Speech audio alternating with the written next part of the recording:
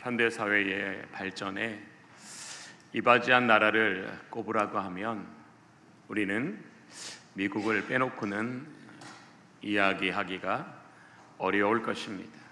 특별히 미국이 1900년도 중반에 세계의 경제 부흥을 이끌어가는 나라였는데요, 그 경제 부흥을 일으킨 데는 이 강철왕 카네기라는 사람이 당시 어떤 세계에서 손꼽히는 대부호였습니다. 이 강철왕 카네기라는 사람이 나폴레옹 힐이라는 학자에게 어떻게 하면 성공할 수 있는가 대해 연구를 요청한 데서 시작됐습니다. 그렇게 나온 학문이 성공학이라는 학문입니다. 이 나폴레옹 힐이라는 사람이 사람들은 누구나 성공하고 행복한 인생을 살고 싶어 하지만 어떤 이유로 인해 변화를 주저하고 결단을 두려워한다라는 것을 발견하게 되었습니다. 나폴레옹 힐이라는 사람은 오랜 연구 끝에 그 원인이 사람들의 내면에 있는 두려움이라는 것을 알게 되었습니다. 사람들의 성공과 행복을 방해하는 7가지의 두려움이 사람들로 하여금 변화를 주저하고 결단을 두려워하게 한다라는 겁니다.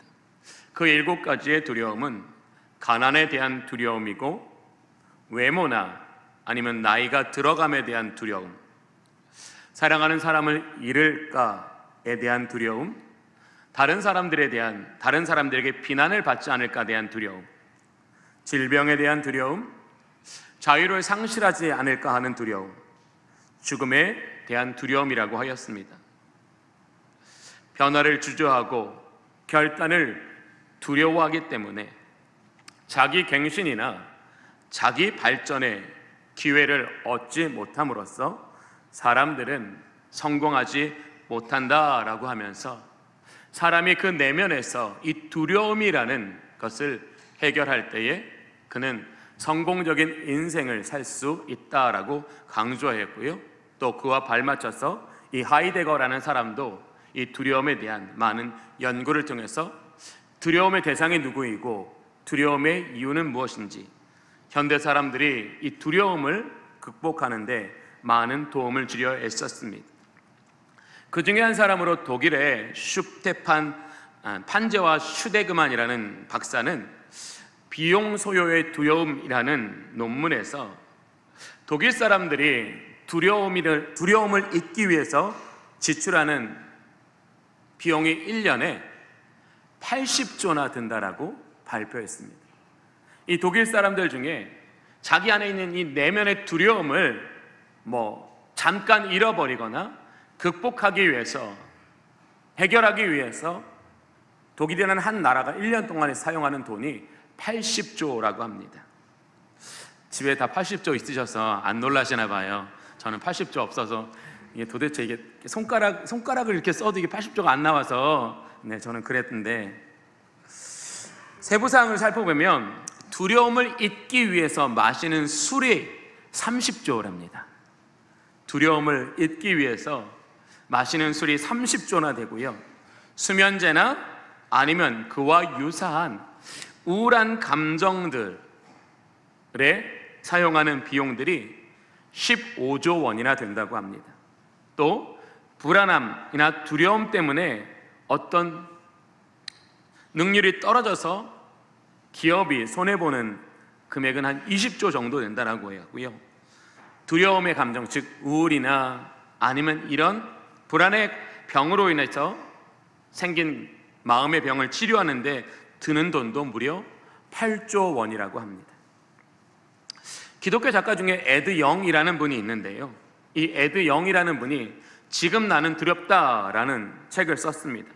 이 에드 영이라는 작가는 시대나 사람에 따라 느끼는 두려움은 서로 다르지만 사람들이 자기 내면을 애써 들여다보지 않고 내면의 문제를 직면하지 않기 때문에 자기 안에 얼마만큼의 두려움이 있는지 잘 모르지만 이 에드 영이라는 사람이 많은 연구기관과 협력해서 인간이 가지고 있는 내면의 불안함, 두려움을 한번 연구해 봤더니 이 한 사람이 마음에 가지고 있는 두려움이 645개 이상씩이나 된다라는 발표를 했습니다. 그러면서도 현대의 첨단 과학이 발전해서 정말 우리가 살아가는데 너무 편하고 너무 윤택해졌지만 그럼에도 불구하고 사람들이 이 두려움에서 벗어날 수 없는 것은 매일 뉴스를 통해서 실패하고 불안하고 낙담하고 어둡고 상처받는 이 뉴스를 매일 접하고 살아가기 때문에 두려움을 해결할 수 없다라고 이야기했습니다. 그리고 또 심리학자들은 두려움을 이렇게 표현했습니다. 실제처럼 보이는 거짓 증거. 두려움에는 실제가 없다라는 거예요. 심리학자들은 만약에 우리가 두려움에 실제가 있다면 그 실제를 제거함으로써 두려움을 해결할 수 있는데 우리가 두려워하는 그 두려움에는 실체가 없기 때문에 사람은 그것을 극복하지 못함으로 계속 두려움에 휩싸여 살아간다라고 이야기했습니다. 성경에서도요, 이 인간이 내면에 가지고 있는 이 두려움에 대하여 그 두려움이 이 성도들에게 어떤 영향을 미치고 또 그것을 어떻게 해결할 수 있는지에 대해서도 정확히 두려움에 대하여 이야기하고 있습니다. 이 두려움에 대하여 오늘 우리 성도들에게 두려움은 이것입니다, 두려움의 결과는 이것입니다, 두려움을 이렇게 해결될 수 있습니다 라고 가장 정확하게 말하고 있는 사람은 요한 사도입니다. 요한 사도는 요한 1서 4장 18절에 두려움에 대하여 이렇게 기록했습니다. 사랑 안에 두려움이 없고 온전한 사랑이 두려움을 내어 쫓나니 두려움에는 형벌이 있음이라. 두려워하는 자는 사랑 안에서 온전히 이루지 못하였느니라. 요한 사도는 두려움은 이 땅의 성도들로 하여금 예수의 생명으로 믿음이 가리키는 방향, 곧 하나님의 거룩한 백성으로의 삶을 살지 못하게 한다라고 기록하고 있습니다. 또 요한 사도가 두려움에는 형벌이 있음이라 라고 말씀하고 있는 것은 예수 그리스도를 믿은 이후에도 여전히 믿음이 연약해서 두려움에 매몰되어 살아가는 그들을 향하여 너희는 어찌하여 이렇게 믿음이 없느냐라고 책망하시면서 벌을 주신다는 내용이 아닙니다. 요한 사도가 우리에게 말하는 내용은 두려움으로 인하여 이 땅의 성도들은 진리를 통하여 하나님 중심의 삶을 살아가지 아니하고 육신을 위하여 세상 중심의 삶을 살아가게 되기 때문에 죄를 지을 수밖에 없고 죄의 사슬에서 빠져나올 수가 없어서 결국 구원에 이르지 못한다는 것을 두려움에는 형벌이 있음이라 라고 기록하고 있는 겁니다. 두려움이 주는 형벌은 뭐라고요? 구원에 이르지 못하는 거라는 거예요. 왜? 우리가 매일매일 예수 그리스도로 말미암아 우리에게 열어진 그 새로운 살 길이 아닌 죄 악의 길을 우리가 걸어가고 그것을 반복한다면 우리는 죄 악의 길에서는 결코 하나님의 그 은혜의 빛에 비추심을 받지 못하므로 우리의 마음이 어두워져서 죄의 그 영향력에서 벗어나지 못하기 때문에 우리는 이와 같은 삶을 살게 된다라는 겁니다. 그래서 두려움이란 무엇이라고요? 구원받은 성도로 하여금 다시 죄의 권세 아래서 육신의 정욕을 위하여 세상의 기준과 목적으로 살던 그 삶에서 벗어나지 못하게 하는 것이 두려움이다라고 이야기하고 있는 겁니다. 성도들이 예수 그리스도의 십자가의 은혜로 주어진 새 생명, 새 사람을 입기 위해서 요한 사도는 뭐가 해결되어야 된다고요? 두려움이라는 내부의 적이 해결되어야지만 이기는 삶을 살아갈 수 있다라고 이야기하고 있습니다. 그러면 이제 오늘 여러분에게 한번 물어볼까요? 여러분은 지금 어떤 두려움을 가장 큰 두려움으로 가지고 계십니까? 여러분 안에 여러분에게 말씀에 순종하지 못하게 하는 두려움, 그 두려움은 어떤 두려움입니까? 오늘 본문 1절을 보면 이렇게 말씀하십니다. 이후에 여호와의 말씀이 환상 중에 아브라함에게 임하여 이르시되 아브라함아 두려워하지 말라. 나는 너의 방패요 너의 지극히 큰 상급이니라. 하나님은 환상 가운데 아브라함을 만나 주시고 아브라함에게 이렇게 말씀하셨습니다. 두려워하지 말라라고 말씀하셨습니다. 하나님께서 아브라함에게 두려워하지 말라라고 말씀하시는 것은 아브라함, 그 내면 깊은 곳에 있는 이 아브라함으로 하여금 하나님의 그 은혜의 약속을 따라가지 못하도록 만드는 두려움이 아브라함을 덮고 있는 것을 보셨기 때문에 그러하다라는 겁니다. 아브라함은요, 절대로 흔들리지 않는 믿음으로 그의 본토 친척 아비집을 떠나 가나안 땅으로 온 것이 아닙니다. 아브라함의 마음은 두려웠습니다. 아브라함의 마음은 매일매일 흔들렸습니다. 두려움으로 매일매일 흔들리는 그 마음을 아브라함은, 그래 오늘 하루만 참아보자, 그래 오늘 하루만 이만큼 걸어가 보자, 매일매일 자기의 마음을 다잡으면서 자기의 마음을 북돋아가면서 겨우겨우 가나안에 도착했지요. 그런데 14장을 보면 이 아브라함으로 하여금 더 큰 두려움에 빠지게 만드는 사건이 나옵니다. 그것은 이 그돌라오멜 왕과 연합한 5왕이 당시 소돔 지역에 사는 왕들을 정복하기 위해서 큰 싸움을 일으켰습니다.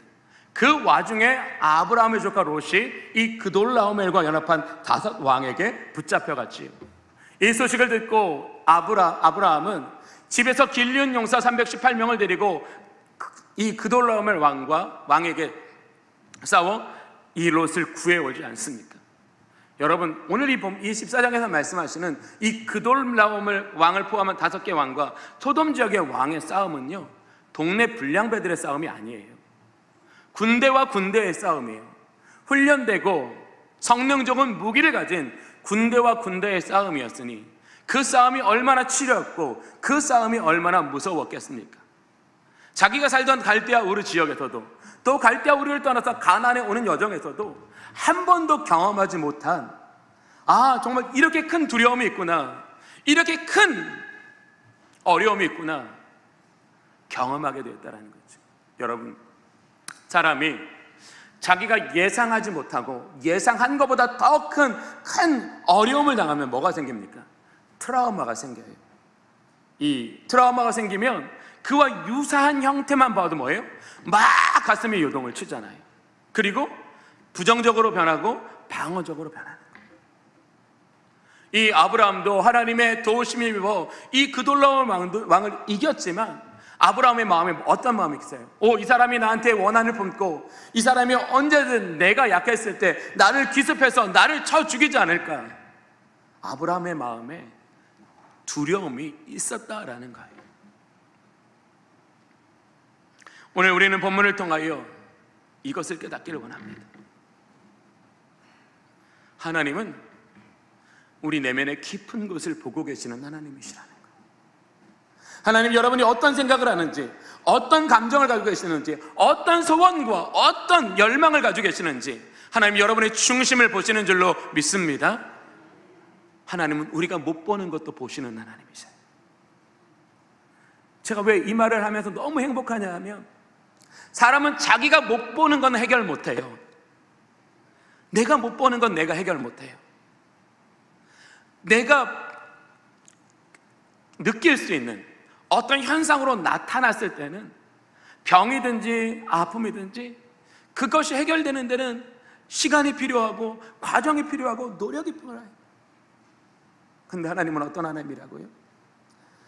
우리가 알지 못하는 내면의 그 깊은 것까지 다 보시고 우리를 위하여 일하시는 하나님이시라는 거예요. 그리고 우리에게 말씀하시죠. 내 사랑하는 아들아, 두려워하지 말라. 내 사랑하는 자야, 두려워하지 말라. 하나님이 두려워하지 말라라는 건 뭐예요? 내가 너를 지켜줄게 라는 말이에요. 내가 너를 붙들어 줄게 라는 말이에요.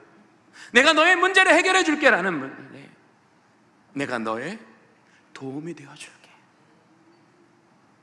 두려워하지 말라는 거, 하나님께서 아브라함에게 어떤 존재로 그의 옆에 계실지, 어떤 능력으로 그를 도와주실지, 그에게 어떤 은혜의 날을 열어주실지, 그것을 말씀해 주시기 위해서 두려워하지 말라고 말씀하시는 거예요. 여러분, 자식에게 그래 두려워하지 마, 그리고 네 일이니까 네가 알아서 해? 라고 하는 부모 보셨어요? 부모가 자녀에게 그래 어깨를 두드리면서 두려워하지 말라라고 하는 건 뭐예요? 내가 이제 내 삶에 개입해 줄게. 내가 해결하지 못하는 건 내가 해결해 줄게. 네가 해결하지 못하면 내가 내 온몸으로 너를 감싸 안아서 어떤 위험이 너를 상하고 찢기지 못하도록 내가 내 몸으로 너를 막아줄게. 부모도 하물며 이 정도인데 하나님은 얼마나 더 하시겠냐라는 거예요. 그런데 오늘 우리는 이 15장이요, 제가 1부 예배 때 그랬거든요. 이걸 스포하는 거라서 제가 지금 오후 예배 때 창세기 11장 하고 있잖아요. 근데 15장이니까 이제 4번밖에 안 남았어요. 이제 오늘 들으시고 잃어버리세요.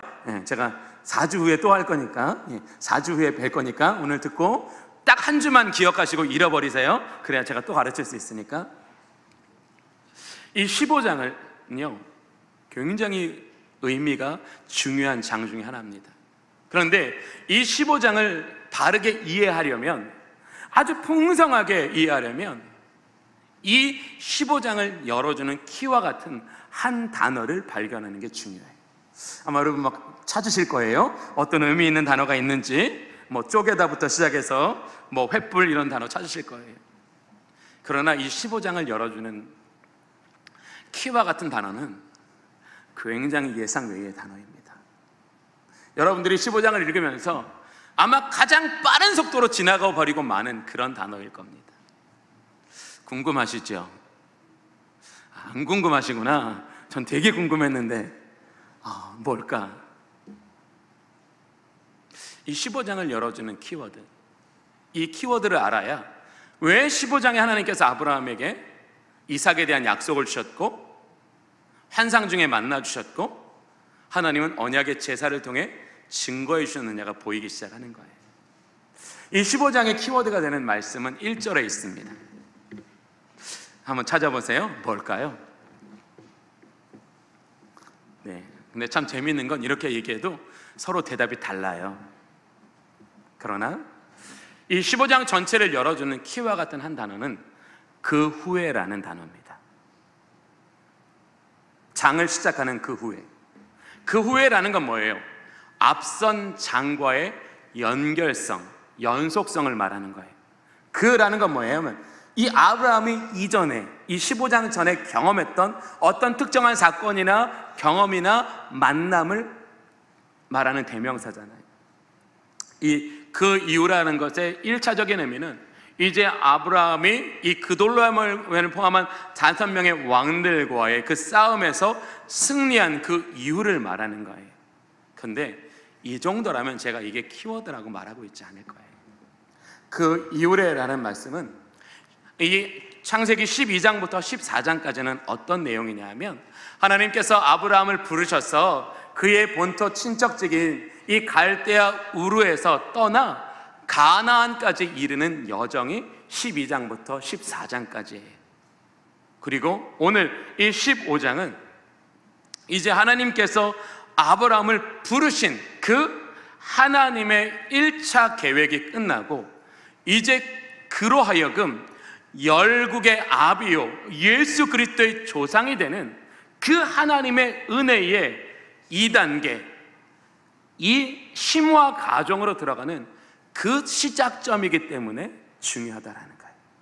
이 그 후에라는 이 단어는 뭐냐면 이제 하나님께서 아브라함을 가나안으로 옮겨오시는 그 일이 완전히 완성되었고 이제 가나안 땅에서 이제 그를 열국의 아버지요 예수 그리스도의 조상이 되게 하시는 그 하나님의 은혜의 사명이 시작되었다라는, 즉 이 아브라함에게 새로운 시대와 새로운 인생이 출발되었다라는 그 시작을 알리는 단어가 그 후에라는 단어예요. 그러니 이제 아브라함으로 하여금 열국의 아비가 되게 하고 그로 예수 그리스도의 조상이 되게 하시려면 하나님께서는 아브라함에게 어떤 것을 확실히 해주셔야 돼요? 자손이겠죠. 왜? 이제까지는 그가 자손이 없었으므로 하나님께 어떻게 얘기했어요? 하나님, 우리의 집에서 길리온 엘리에셀이 나의 상속자입니다. 이 말은 뭐예요? 원망이나 불평이며 동시에 하나님, 내게 하나님의 약속이 성취될 만한 아무런 근거와 배경이 없어요 라는 말이에요. 사실은 아브라함에게 있는 가장 큰 두려움은 바로 이거였다는 걸 하나님 보여주시는 거예요. 적들이 쳐들어와서 나 저들한테 공격당해 죽으면 어떨까? 이 두려움이 이 아브라함의 1번의 두려움이 아니었다라는 거예요. 자식이 없는 두려움이 1번이었다는 거예요.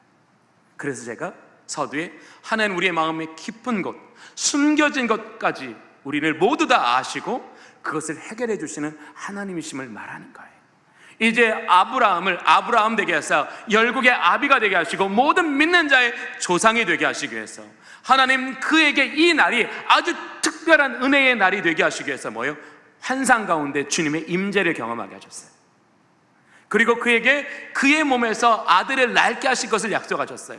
그 약속의 분명한 증거로서 약속의 제사를 드리게 하여 주셨어요. 그래서 15장에 이 세 가지가 있는 거예요. 말씀은요, 알면 정말로 신이 나고 재밌어요. 와, 어떻게 하나님은 여기에 이것을 기록하셨는데 이 기록이 이런 의미와 이런 하나님의 은혜를 포함하고 있나? 여러분, 이 말은 무슨 말이냐면 오늘 여러분이 살고 있는 그때가 여러분은 도대체 나는 왜 이 시대를 살아가고 있지? 나는 왜 이 고통을 당하고 있지? 나에게 이 시간이 그냥 이성적이고 합리적인 판단으로는 무의미해 보이지만 하나님께는 하나님이 우리에게 새로운 삶을 이끌어내시는, 새로운 삶을 준비시키시는 하나님의 위대한 타이밍임을 믿으시기를 원합니다. 정말 중요한 거예요.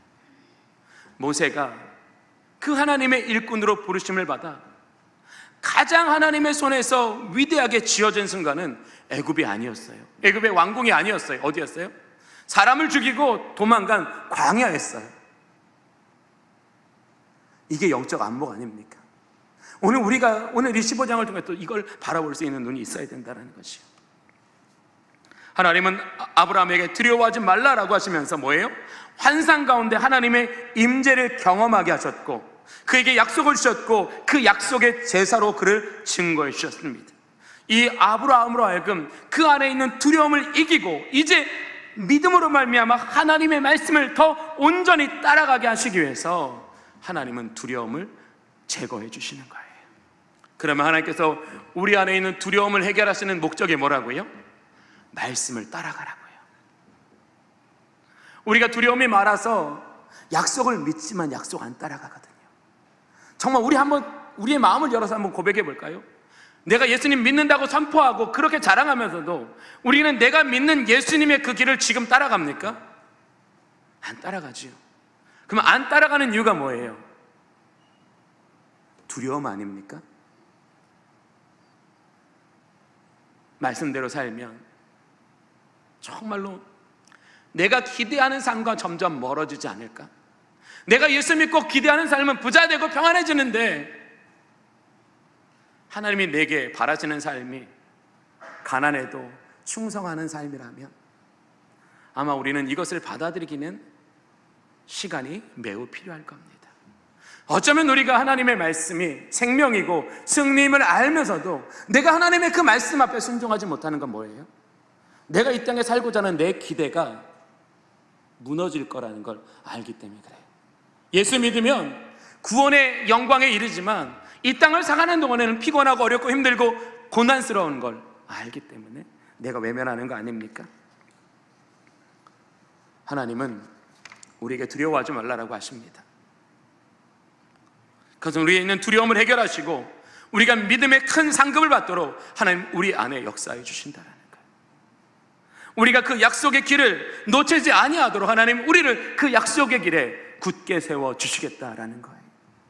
하나님은 오늘 본문의 말씀을 통해서 이 땅의 성도들이 두려워하지 않아도 되는 이유 두 가지를 우리에게 분명하게 이야기하고 계세요. 그 첫 번째, 이 땅에 살아가는 성도들이 두려워하지 않아도 되는 이유는 하나님께서 우리의 방패가 되어주시겠다라고 약속해 주시기 때문입니다. 15장 1절 하반절을 보면 아브라함아 두려워하지 말라라고 하시면서 왜 아브라함으로 두려워하지 말라고 하냐? 나는 내 방패요 라고 말하고 있어요. 이 말은 뭐예요? 나는 너의 방패가 되어줄게 라는 거예요.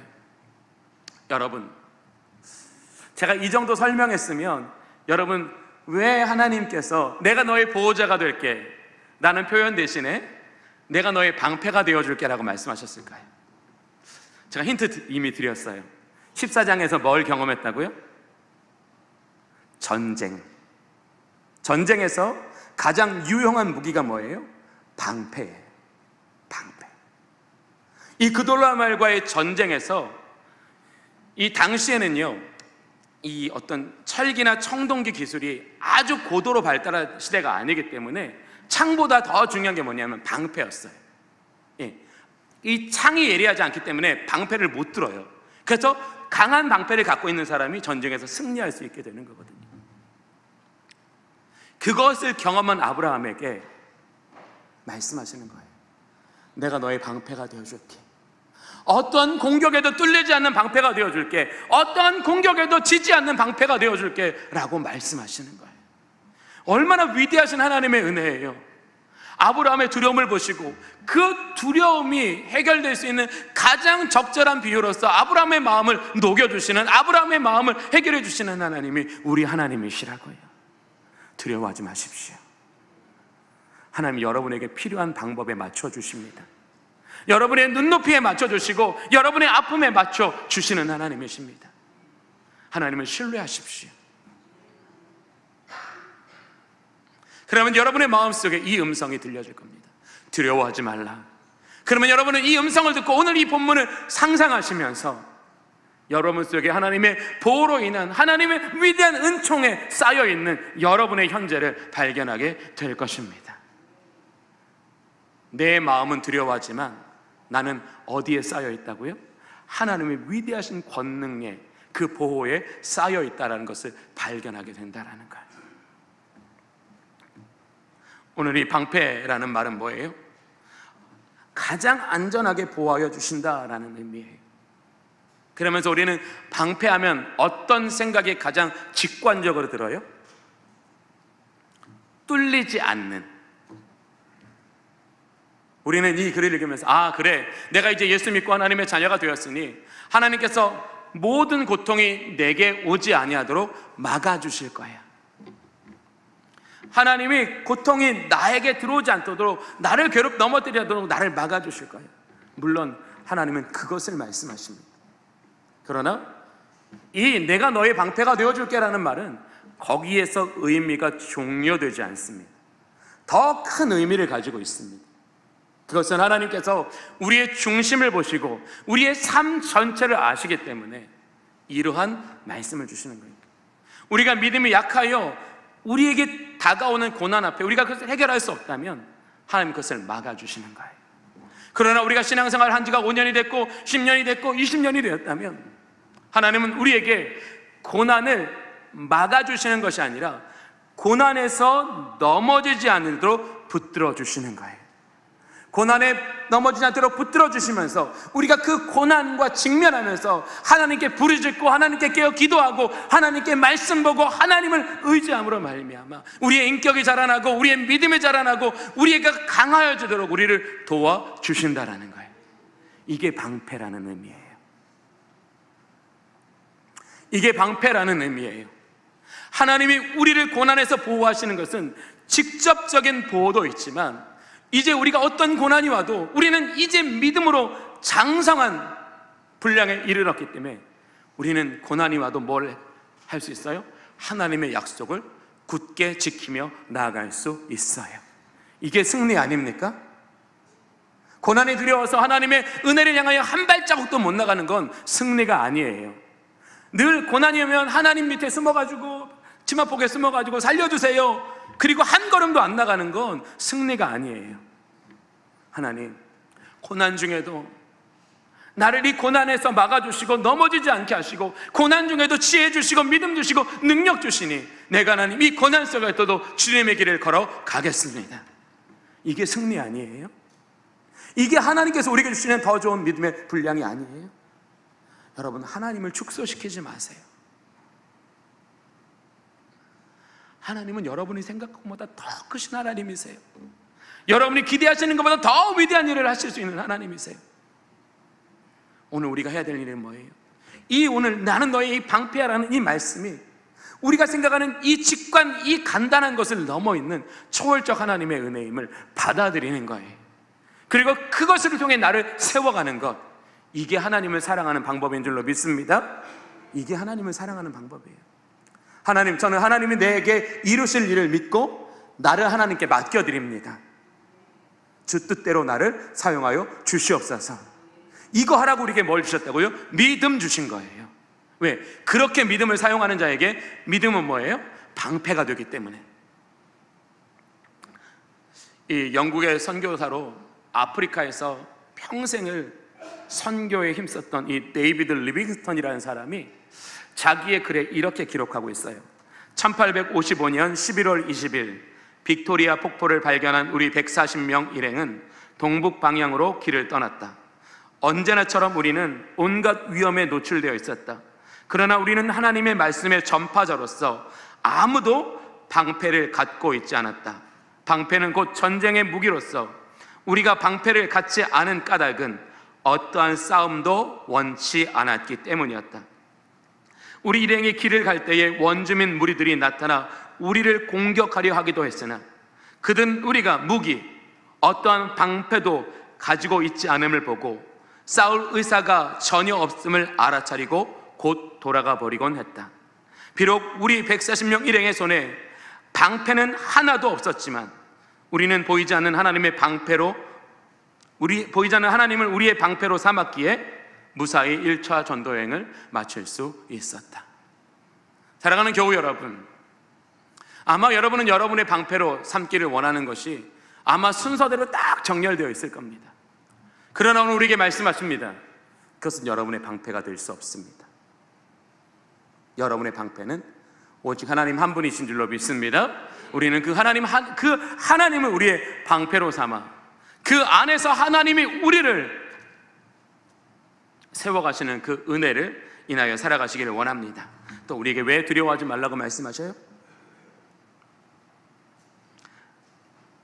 너의 지극히 큰 상급이시기 때문에. 하나님이 저와 여러분의 지극히 큰 상급이라는. 근데 이 말은 우리는 어떻게 들리냐면 하나님 우리가 상급을 주시는 분으로 들릴 수 있어요. 우리가 믿음으로 어려운 일을 잘 감당해내면 하나님이 그에 합당한 보상, 즉 상급을 주시는 분이라고 이것을 해석해요. 맞아요. 상급을 주셔요. 하나님은 믿음으로 이기는 사람에게 우리가 생각보다 더 큰 상급을 주시는 건 맞아요. 그러나 하나님이 말씀하시는 건 뭐냐면 상급을 주시겠다고 말씀하시는 게 아니에요.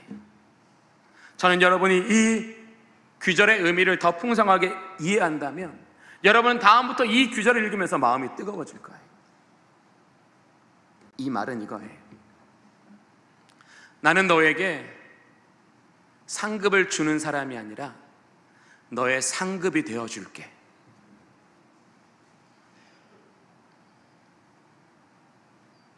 내가 기대하는 상급이 아니라 하나님이 우리의 상급이 되어주시겠다라는 거예요. 여러분, 상급을 받으실래요? 상급을 주시는 분을 받으실래요? 상급을 주시는 분을 받으세요. 이 하나님의 마음이 느껴지세요? 우리는 상급을 바라지만 하나님은 상급을 주시는 자신을 우리에게 주시겠다라는 거예요. 내가 너의 상급이 되어줄게. 이 말은 무슨 말이에요? 지혜가 필요할 땐 지혜를 주고, 믿음이 필요할 땐 믿음을 주고, 용기가 필요할 땐 용기를 주고, 구별됨이 필요할 땐 구별됨을 주고, 성령의 충만함이 필요하면 성령의 충만함을 부어주시겠다라는 거예요. 우리가 직면한 모든, 우리를 두렵게 하는 모든 일을 이길 수 있는 그 모든 것들을 아낌없이, 부족함 없이 충분히 값없이 주시겠다라는 거예요. 저는 우리 주님의 모든 성도님들이 하나님의 상급이 아니라 하나님을 상급으로 받는 은혜가 있으시기를 원합니다. 그게 우리 하나님의 마음이에요. 내가 너의 상급이 되어줄게.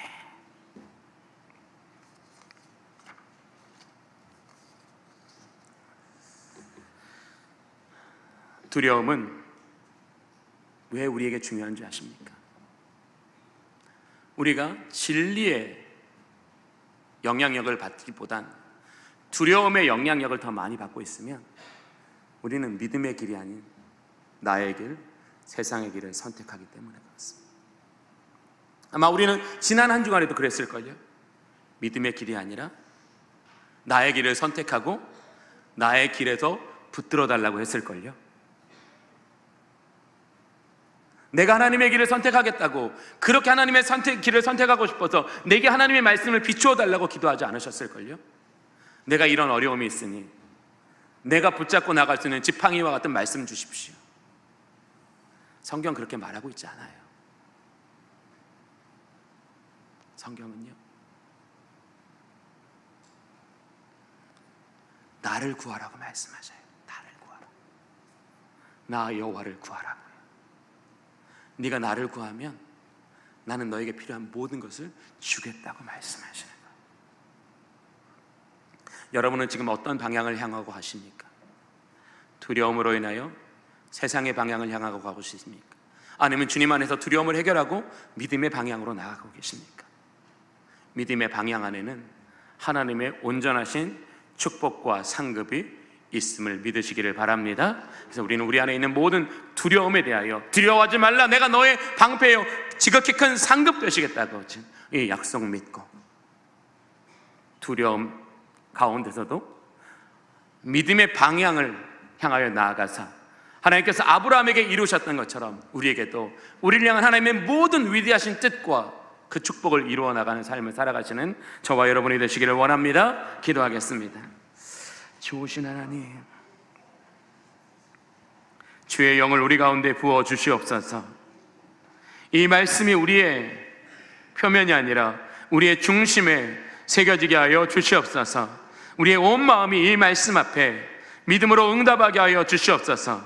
그래서 우리 주님의 모든 성도들은 두려움 가운데서도 믿음의 방향을 향하여 나아가게 하여 주시옵소서. 예수 그리스도의 이름으로 기도하옵나이다. 아멘.